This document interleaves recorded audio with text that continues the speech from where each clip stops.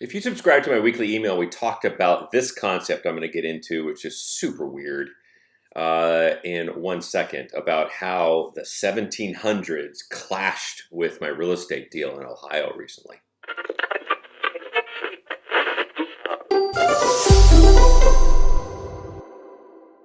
Hey, everybody, welcome in. So, back a long, long time ago, hundreds of years in the past, and you may or may know this, I'm sure you've heard it, it's kind of like almost like urban myth, but it existed. And that is the concept of dowry and curtsy. So, dowry is when a husband, or what, excuse me, a father uh, marries off his daughter in an arranged marriage, usually to an upper class family from them, so that the father can marry up into that family.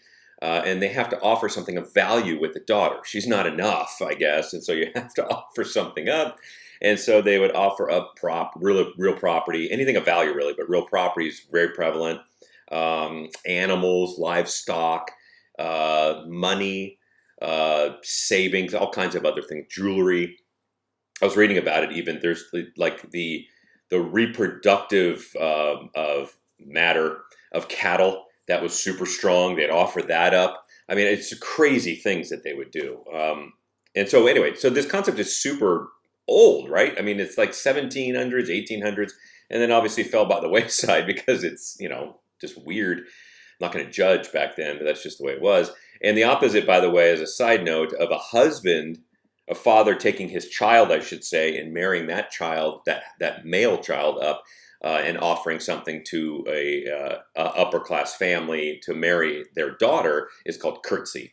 Much less prevalent, just because men seem to control everything back then. I have no control in my 3 women family, my 2 daughters and my wife, nor do I ever want it, and don't deserve it. How does this clash with my deal going on? Well, I'm doing a deal in Ohio. I'm helping a client of mine, a very close friend, buy commercial property in Ohio. I'm not going to get into the specifics of it, but that's where it was. I team up with a local lawyer there just to watch over me, but that's all legal.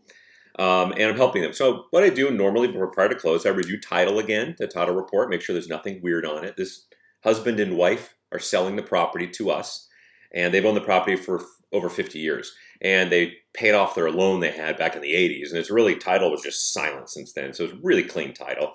Signed off on that.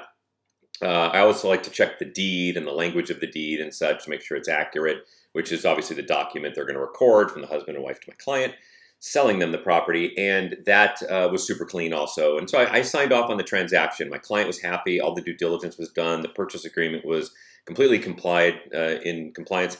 And so I gave my thumbs up to the title rep. We are good to close. So hours go by. The next day comes. It's the afternoon of the next day. A whole nother day comes. In the morning, I call. I should have heard that the deed recorded and were confirmed closed.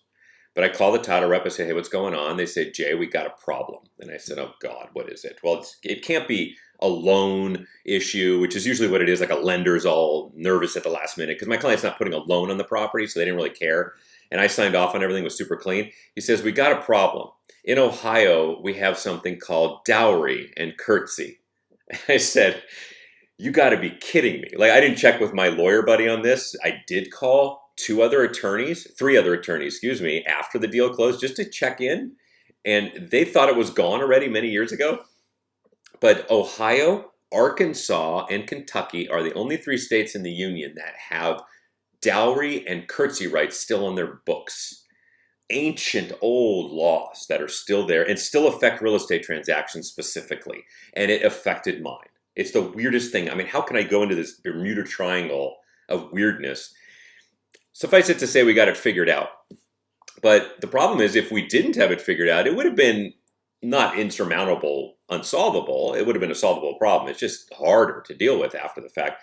But let's say that the husband and wife, generally what happens in a real estate transaction in Ohio, Kentucky, and Arkansas is the spouse, and they only focus really on the female spouse, to my understanding right now. If they're married and selling a property to somebody, the female spouse has to sign a release of dowry rights. The other states require the husband to sign a release of curtsy rights also. And then that's all prior to recording the deed. So there's no break and weird breakness in the chain of title. Here's what happens and what the problem can be, and that is that let's say my husband, we don't get the release. The husband and wife sign the deed. We buy the property. Let's say that spouse, that woman's spouse, that husband, she passes away, unfortunately, 2 years down the road. A year after that, my client wants to go sell the property again. Well, they're going to say, you had a husband and wife. Where's the release recorded of her dowry rights or the husband's curtsy rights? There's a break in the chain or a cloud on title. The only way to resolve that is to go back to them and say, hey, can you sign this? Well, she's dead. So where are you going to go? You're going to unbury her? So the problem is you got to go to court to fix that stuff. And it just, again, it's not insurmountable. It just takes time and money, and it's probably not that big of a hassle, but it is an issue. It's the funniest thing. I mean, I love weirdness, especially with legal issues and real estate issues, because that's my life. But I really thought this one was long gone. And honestly, most of the lawyers did as well, even in the state.